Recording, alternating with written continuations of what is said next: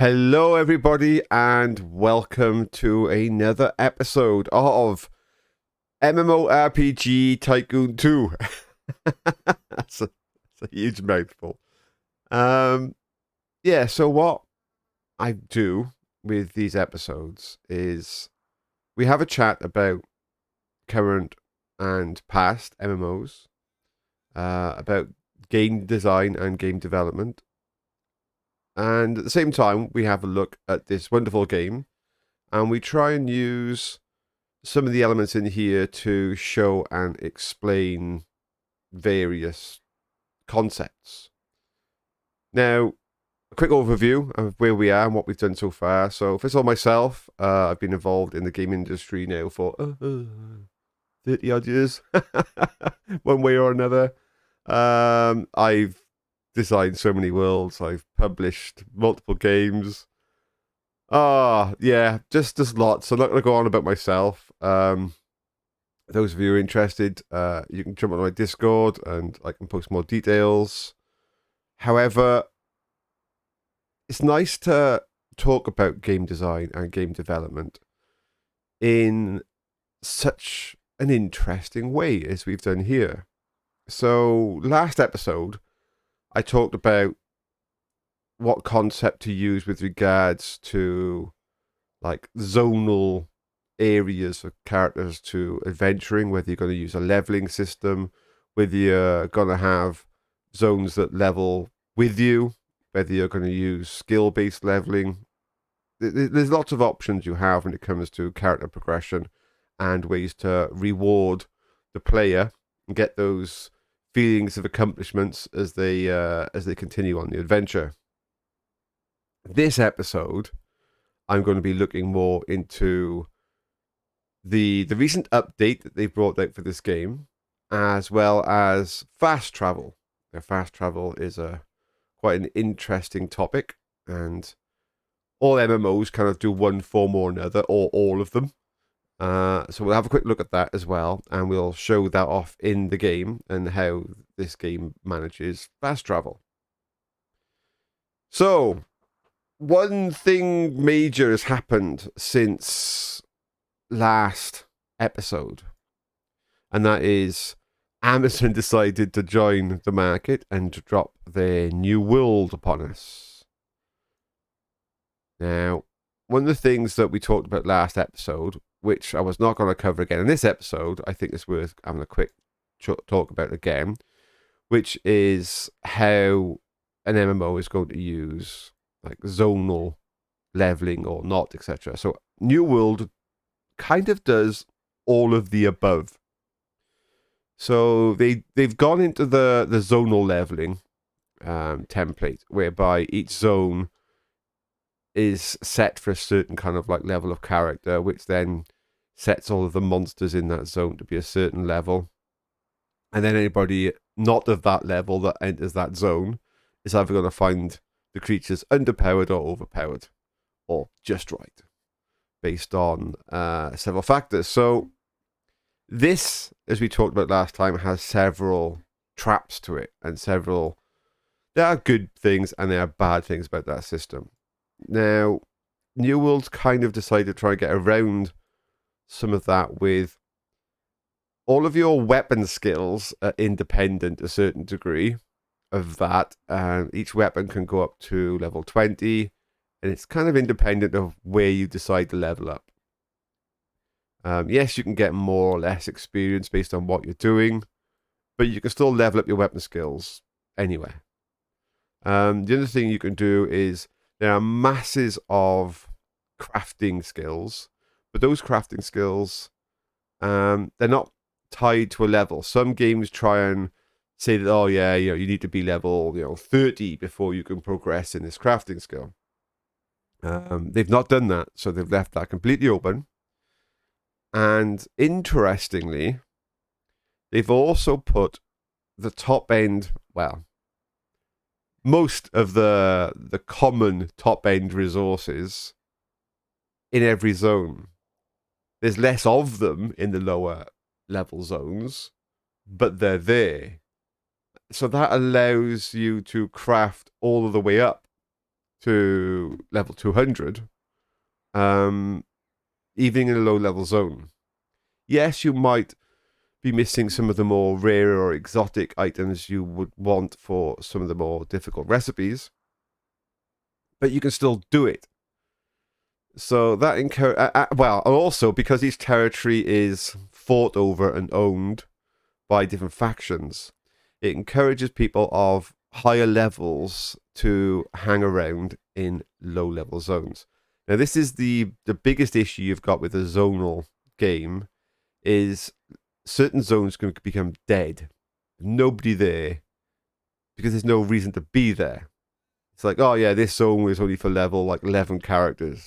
Well, there's so few level 11 characters that there's nobody there. Everybody's like a different level now. And if there's nothing else of interest for people to go to that zone for, you get a dead zone.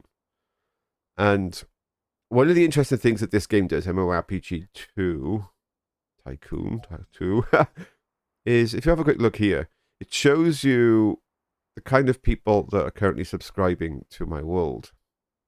And it gives you this nice thing to say, oh, I've got nearly 10,000 people who are here because they like the social element.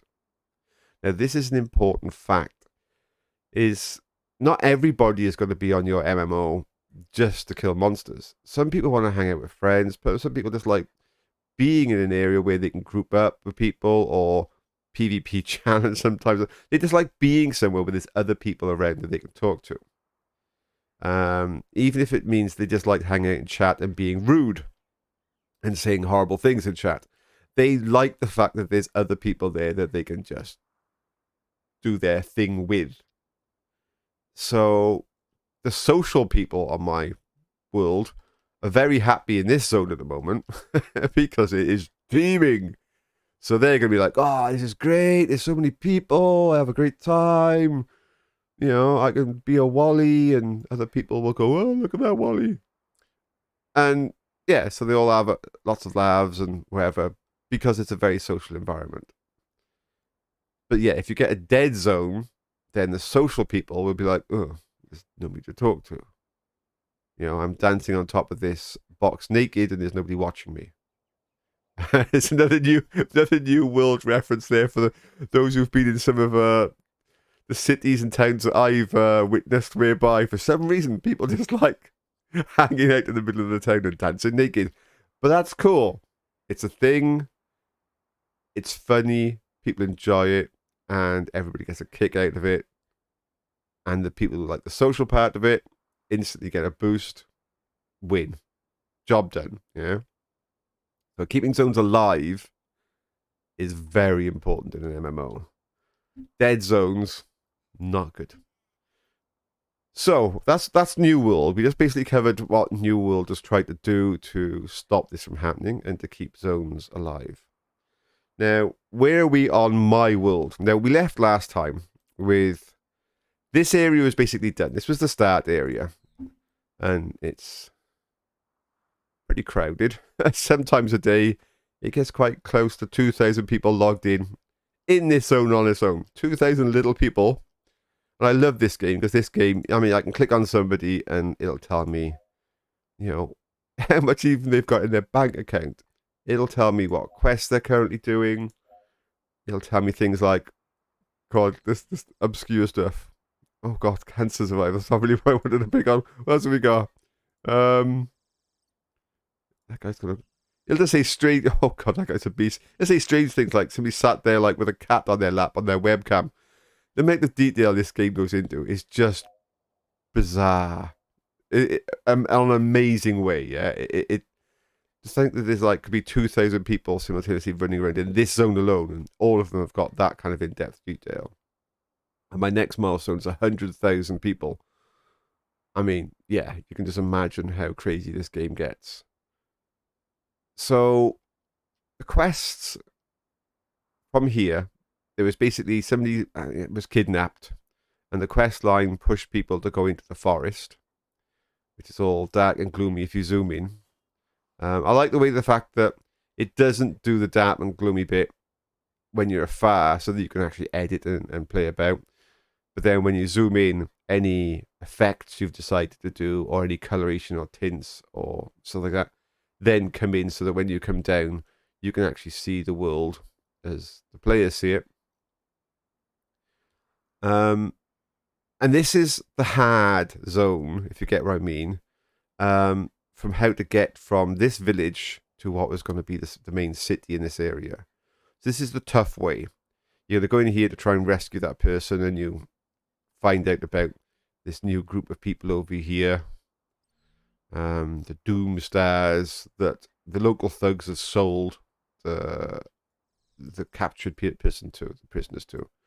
All the characters, this wasn't here last time, so I've added the coastal route in, which is the easy way to get to the town. It's very boring. There's not that much fighting. It's a lot of walking, but it's light. Yeah, it's like the easy way to get across to the town. There's a little bit of fighting at the end, but to be honest, you can just skip it.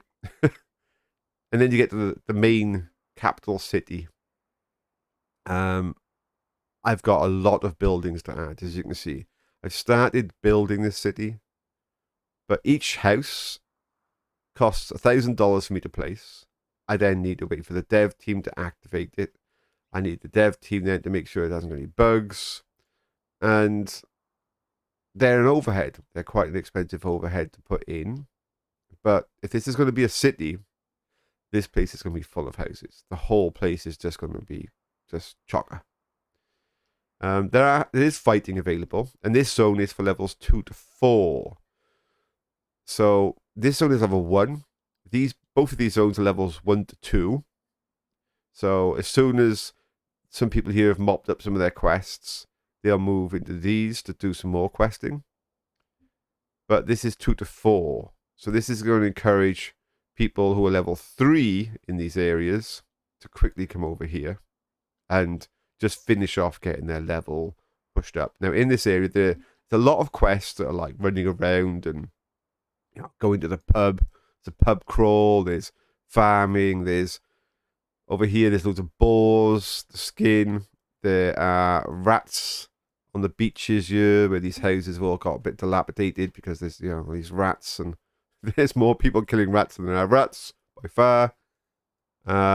There's like a fairground over here, and there's a trial of the champions where people can duel these various elite people that are level 2s, 3s, and 4s, for them to try and get bigger and bigger rewards. There's like a skeleton boss in this graveyard somewhere, although I think somebody's just killed him. Seems to have disappeared. There's a spy, an elite spy. There's chickens, which are there basically to get some meat and some eggs for some quests. However, one of the fun things I love about this game, if you see somebody on their own, they're questing. So this guy here is actually questing and trying to do the quests. If you see people in groups, they're not questing. Party people are not on a quest. What party people do is they want to just grind out XP and money. That's what they're interested in. A bit of socializing with their friend, and they're just out to try and grind XP and money. So the chicken area seems to be a great place where people just hang out and grind chickens. Something very disturbing about that. But hey, each to their own. I love it. Just brilliant. There's like a ghost in a house down here, a bit of a history, some burnt down houses. There's lots of little things where people want to fight can fight. But in general, this is just a run around and do quests for people and talk to people and trying to get a wizard apprentice to, be accepted at the wizard school and other crazy things going on. But I'm fleshing this out slowly. There's a lot of stuff to do. And in the end, I've currently got 89 quests in this area. In the end, there will probably be a region of about 150 quests in this area. More than enough to not only get all of the people to level 4, but most importantly, make sure that they hang out in here a lot. There should be, eventually, a large population of people in this area. Now, also, I'm going to have it so that many high-level quests come back or go from this location to make the high level characters come back to this area. So this is one of the hubs I want to try and keep active at all times, so there'll be a nice population. Okay. Now, I started a zone over here, which is my level 5 zone, where it's your typical, frontier landing zone, and they're going to go out and, fight the orcs, etc. They're over here. And I made some shipping routes to go across to take people. At the moment, I haven't got really, many level 5 characters, so nobody's going across on the boat. Just to make sure it worked and people are going over there, I did actually put a flight path to here that then goes to there, just to give alternate ways for people to go there. And people are going there. I've just got so few people at the moment of that level. Nobody's really traveling. So that's my world at the moment. So let's quickly talk now about the new update and what they've added. Now, they've added a whole bunch of new objects. So let's go and try and show some of them. So we've got shipwrecks, broken up bits of ship which you can place. Let's try and show some more. They've got like starfish. They've got little oysters. They've got cages. Whether you want to use those as oyster cages, whether you want to enlarge their sizes and make them as animal cages, whatever you fancy. There's just trying to think if I've got any good places to show you some of their new bits and pieces. It's a lot of sea-based bits and pieces they've added. They have added a few other weird bits, like these bits of long grass. They're not quite sure what to do with them, but they're good for adding just more texture to an area to mix it up a bit more. So in the object area, let's have a quick go through. So plants or trees, the same. Got the same selection of trees, mushrooms, plants. So they've added that extra bit of fallen grass thing. I've not yet found that much of a use for it, but it's there. Earthworks. It's hard for me to tell. I mean, I think these are new. These new funky, like Giant's Causeway type looking things. I think those are the new ones. They might have already been there. In the structures, they got little rowing boats. They got little ships. They got masts, sails. They got broken masts. They got like a fishing dock thing. They got like a little oriental canopy. Let's try and show an oriental canopy. I've got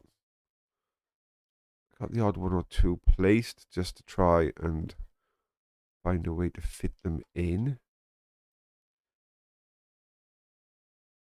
I do have some. Just trying to remember where. Let's go back to the basic town. Did I put one in? Oh, so there's one there. There's a little canopy people walk through. There's like that fishing dock thing. What else have we got? In the furnishings.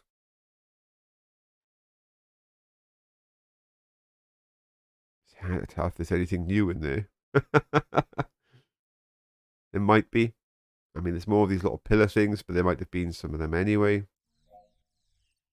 On the details, I know there's starfish, oysters, trap thing.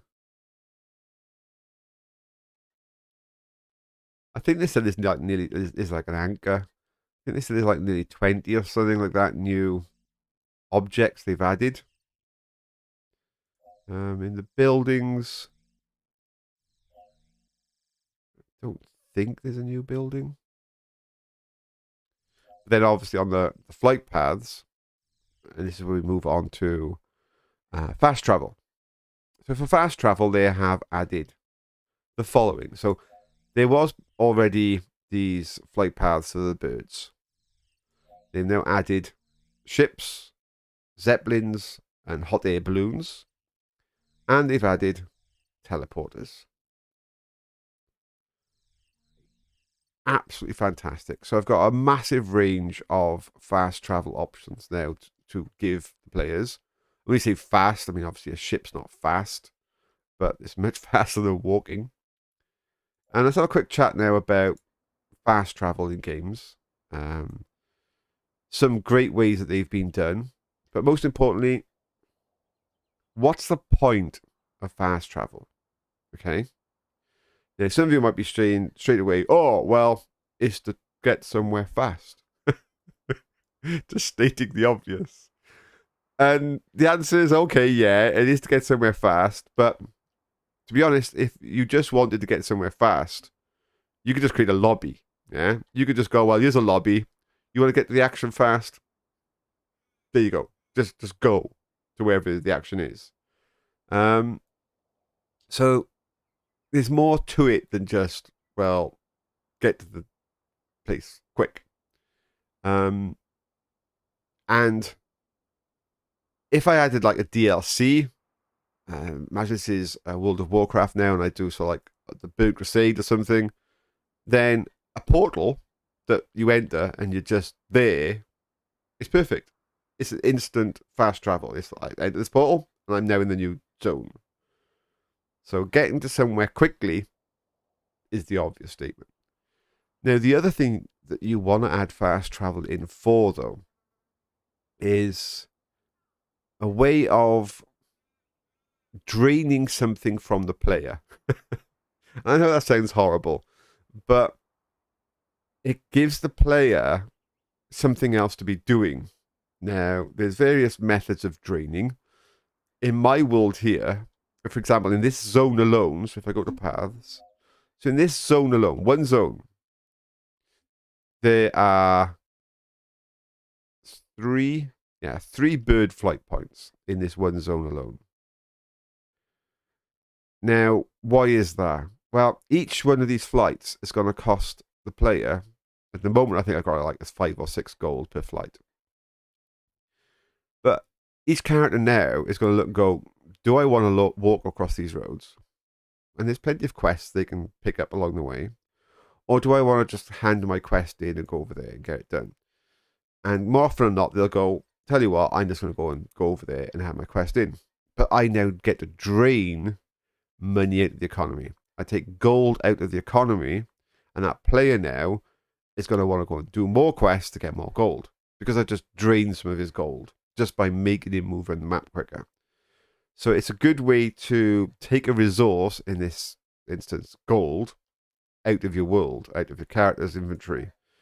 Something like New World, you're draining Azoth, or whatever it is, and that is something else that's a limited resource. They'll now want to go and spend time getting more of it.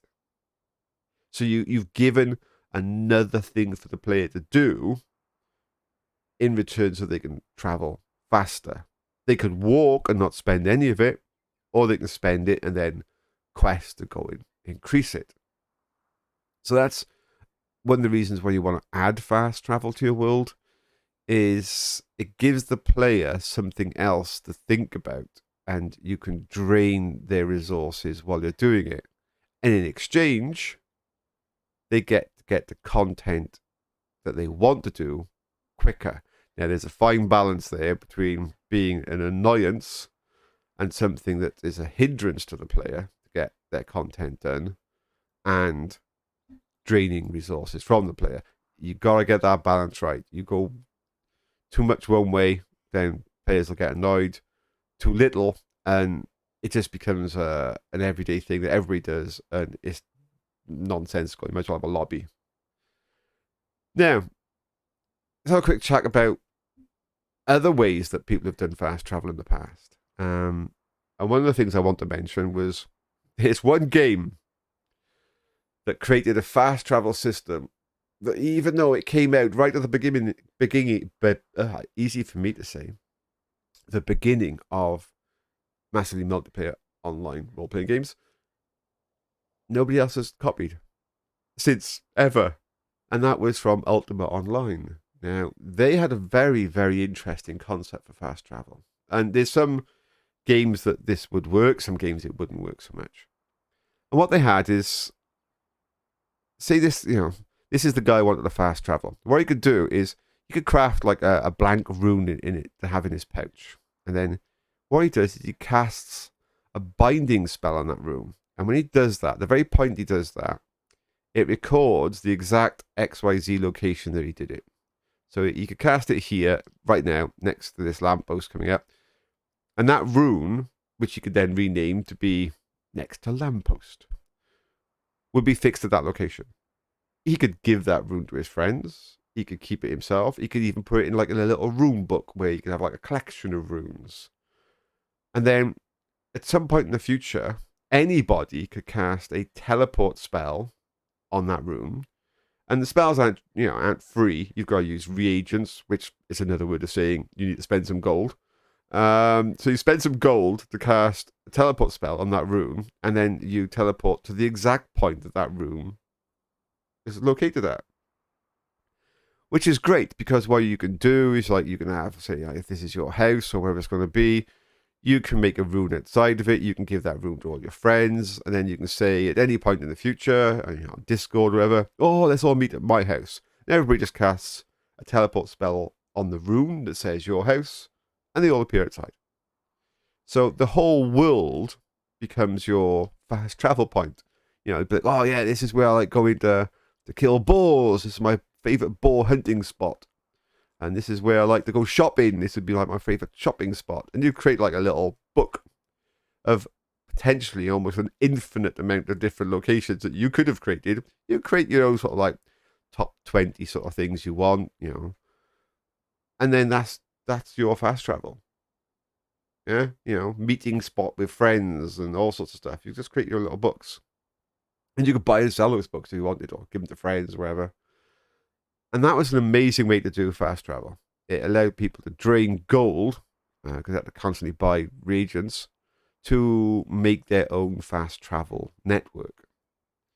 Now, other things have been done. I'm thinking back like to EverQuest, whereby you had certain characters that, could do teleport, and people would then be like, offering teleportations to this city for donations or whatever, and you'd all go there and people would teleport you. There's been lots of different ways to do fast travel in MMOs, and not just one. So if you think of the classic World of Warcraft, they have the flight system. I mean, that's what this game kind of seems to have copied. So you've got your griffins, or wherever they're going to be, that are going to fly around. You can go on a boat between locations, although in World of Warcraft, you basically sail out to the edge of the zone, and then you just load in at the destination zone edge. You don't sail the whole way, usually. You have instant travel, which is usually things through portals, or when you're going to go to a new DLC area, a new zone. Quite often they'll just fast travel you to that location. You don't have to have to fly there. So yeah, most games would try and combine a mix of the three. Preset flight paths that are slower, more scenic. People liked flying on those griffins in WoW. I mean, yeah, when you got flying pets, it kind of became irrelevant to a certain degree. But in the early days when you didn't have flying, it was nice, but tedious. I mean, when you wanted to fly from the bottom bottom corner of the land to the top, you literally just went off and made a coffee and come back, and your character was still flying. It's going from point to point to point. So fun, but a bit tedious. But for short jumps, quite good at draining resources. So the ships tended to be something which is more of a forced thing. It doesn't matter whether you can fly. You can't usually fly across the server zones or wherever, so you have to board a ship. And so those are kind of like forced. And the teleports are, it's some way to travel huge distances, but just do it quickly so that people can just get on with it. So let me know what your thoughts are on fast travel. What game, what MMO you liked that had, you think, the best fast travel? And I've seen a lot of MMOs in my years. In fact, just about all of them. And they've got, some very interesting fast travel. There are some good concepts in there, different ways to do stuff. And yeah, what are your thoughts on fast travel? Do you like it? Would you rather a lobby system? And I know people might come back and say, well, amounts part of fast travel. Well, I think we'll wait until this game adds mounts, if they're going to do it, to talk about mounts. Because mounts are kind of like a whole little genre of their own. And collectability kind of comes into mounts. It was more of a contest of sort of like, what mounts have you got? I think of things like Asmongold, whereby he has mount off contests, or used to do. Maybe he's still doing them between when he swaps to Final Fantasy or back to WoW or wherever he's going. So yeah, I think the next update for this game is dungeons. I'm not sure how they're going to implement dungeons. They're probably just going to be a location landmark point that groups of people or solo people might go to and either succeed or fail. I don't quite know how it's going to be implemented, but they're not going to be, a bunch of rooms that we have to populate. I mean, there's just no scope inside this to do that. The world is busy enough. If you play this game, you'll realize the insane amount of detail that this game goes to. And I'm still waiting for the point where my computer, which is a powerful computer, when can I get a computer just to finally give up? Because as you can see, I do try and make my zones look full, natural, busy. I put blades of grass in. I try and make sure that locations just look like you'd want them to look if it was a real MMO, yeah? You want streets of houses. You want things to just look completely fleshed out and nice, yeah? Down to every little rock and things just placed on the beaches. So there's an awful lot of, even though they're low poly, there's a lot in my game. And with the amount of players that it's going to take to fill my world, things going on, I'm just waiting for the point whereby my world just goes, too many objects. Because each one of these objects has got insane amounts of details. It's not just a house. It'll be like, what's the fee for entering? Or how many times has this been used? Or it just goes into crazy amounts of detail. How buggy is this house? When was the last time a dev came here to make sure there's no bugs? Crazy details on all of these objects. So yeah, at the moment, this game is just amazing. I'm loving this game. I can't wait for them to add more. They fixed the issue with scaling a bit. There's still some objects that just don't scale right. Okay? And if a dev's watching this right now, I love what you've done. You're definitely 100% going in the right direction as far as I'm concerned. If I was to have a few requests of my own, they would be the flowers, the giant flowers. The smallest I can make this flower is still a pretty giant flower, yeah? That's bigger than people. That's bigger than a door. That's the smallest I can make a flower. I wouldn't mind this to be scaled down a little bit more, because who needs a flower that big? There's just no need for a flower that big, but there is a need for a flower that small. So I wouldn't mind maybe a little resize on the flower. I would also like the ability to resize some of the building objects. What I mean by that is, if I just give a quick example, some of these little graveyards, that one's not too bad. I think it's the Sylvan one that's the worst. Can I find a Sylvan one? Is there a Sylvan one in here? Yeah, this needs to be a bit bigger. Scaled a bit bigger, or the option to scale it a little bit myself would be nice. But in general, I think everything there is definitely going in the right direction. I love the new ruin pieces. I'm not sure if they were new for this update, I think some of them were actually. But more of these, more ruin pieces would be fantastic. You can never have enough bits of ruins that you can utilize in a map. Awesome stuff. Loving it. And I'm hoping you're enjoying this series. Now, each one of these episodes, I mean, they're few and far between. You've waited quite a long time for the second episode to come out. All of you patient fans of this series. And, well, sadly, the next episode again is going to be some time. Because this game is not a 2-second game. It's not something that you can just go, oh, well, I'll just film, I'll play for 2 or 3 hours and then I can make another recording. No. It takes, well, some of you might be able to, but with the level of detail I like to go to, I like to name the houses. I need to name the NPCs. I want to go into the depths of, well, this guy's a captain and this guy's a private and, this is the town guard's place. And I want to go in and make sure everything is named, people are named. I like to make sure the quests all make sense. There's an obvious quest progression and a quest line that's got like a storyline to it, where it's, unfolding. I like to go in and detail, all of the location and place everything to make it all look right and the sizing to look right and the forests to have sensible, scaling of trees through them and all that kind of stuff. It takes me a long time. It's going to take me a lot of hours of play to get this next zone ready and done and fleshed out with all the quests it's going to need to get people through level 5 and fill all this in and then progress to where it's going to go.